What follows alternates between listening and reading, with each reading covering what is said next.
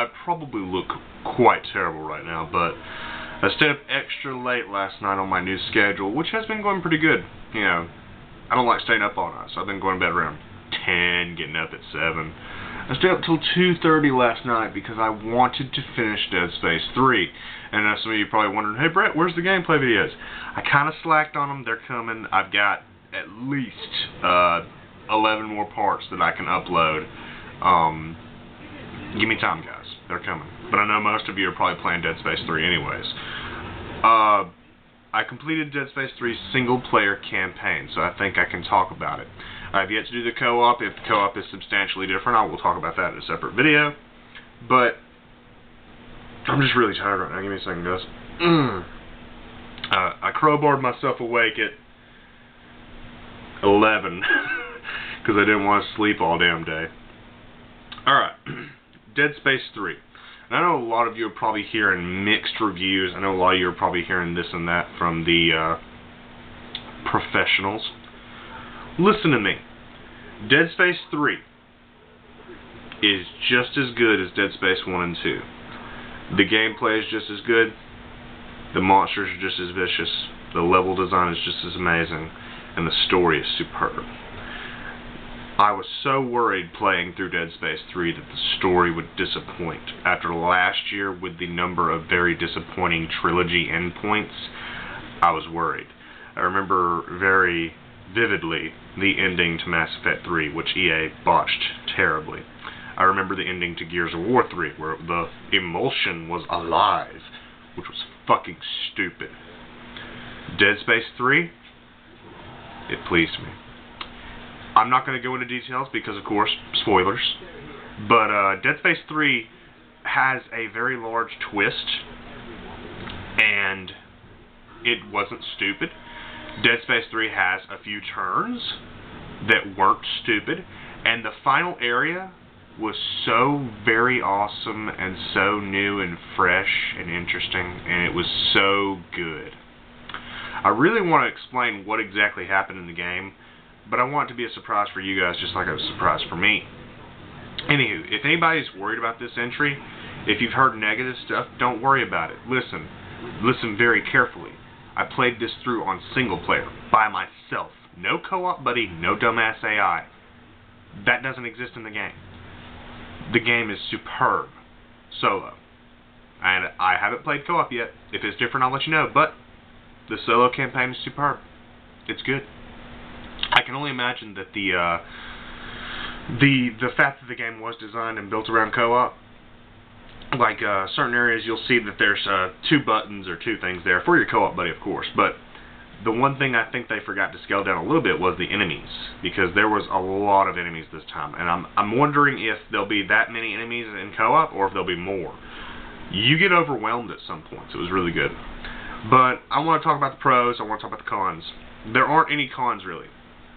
If anybody's talking shit on this game, don't listen to them. And I know that sounds pretty stupid, that's the only thing I can say to it, but essentially, if you're a Dead Space fan, you're going to love this game. If you love the lore, if you love the Unitologists, the markers, convergence, and all this shit that's going on, all this cool shit, you're going to love this. It's a very good wrap-up. It's a very good, I'm not going to say conclusion. I'm hoping that they don't do a Dead Space 4 in the sense that I don't want more more sequelitis. But it's a very good wrap-up to Isaac's story. That's for damn sure. But the cons, I really didn't find any in the single player. There were a few glitches, but that's pretty much given these days when you're playing a day 1 game. The only glitches that I had personally, there was a weird audio glitch as soon as I started my New Game Plus that happened, and I haven't had any of it since. And the other glitch was sometimes lurkers would get stuck in vents. It was weird. But other than that, no real problems. No real cons. The game is just good. They added a lot of new features. The fact that Isaac is an engineer is really crowbarred into the narrative this time, because I'm sure a lot of people were probably wondering, like, you know, in the second one he was pretty much a space marine, and I'm not going to lie, in Dead Space 3 He's essentially a souped-up space marine. But they crowbar the fact that he's an engineer into the narrative by him building things all the time. Throughout the campaign itself, there are items you need to build to progress. And some people will say it's contrived because it lengthens gameplay. Oh, you gotta go find 3 items and do this and do that. I had no problem with it because at the heart of it, Isaac's an engineer. He builds stuff. And I thought that was a really good feature that they added. Aside from the storytelling, there's the weapons crafting system, which is absolutely addictive. I found myself spending about 15 minutes at a time just sitting at the weapons bench, tweaking my guns for maximum capabilities. And it's just fucking good. I can't really talk a lot about it because there's so much I could spoil the ever-loving shit out of. But for me, Dead Space has always been about the story. For me, it was about the story of Mass Effect. I cared about the story in Gears of War. I know that sounds goofy, being that Gears of War is just an action game, but I care about story. And with Mass Effect, it just disappointed me at the end. But with Dead Space 3, it does not disappoint. There are moments that pull at your heartstrings. There are moments that piss you off. There are moments that make you go, holy shit. There's a lot that's answered in this game, and I'm so happy that Visceral is able to show other companies how it should be done. Visceral is now one of my favorite companies simply on the basis that they did not fail. When you've got a company like Visceral, who are the new guys on the block, showing Capcom and Resident Evil not only how co-op should be done, but how storytelling should be done, that's abysmal.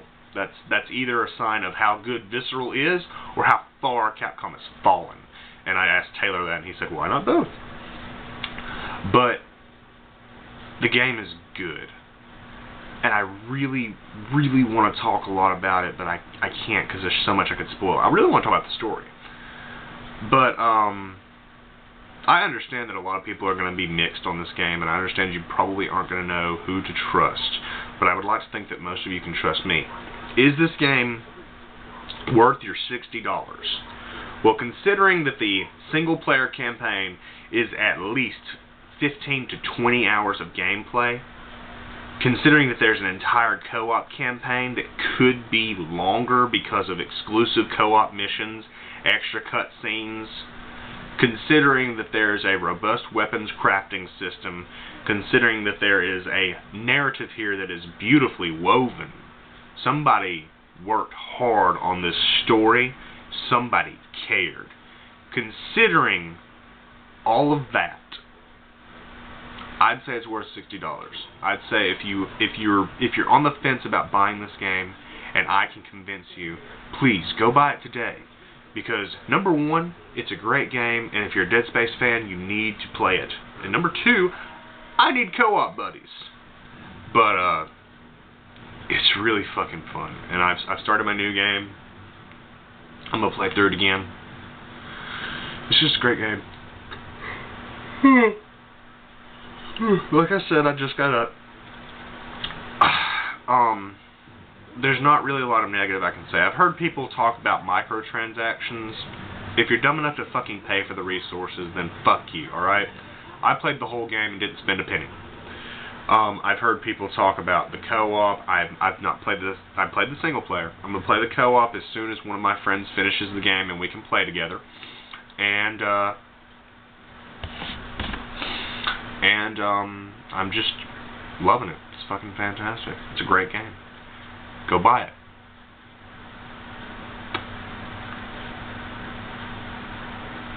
What are you still doing here?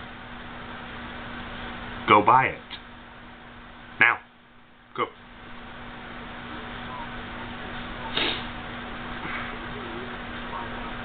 Go!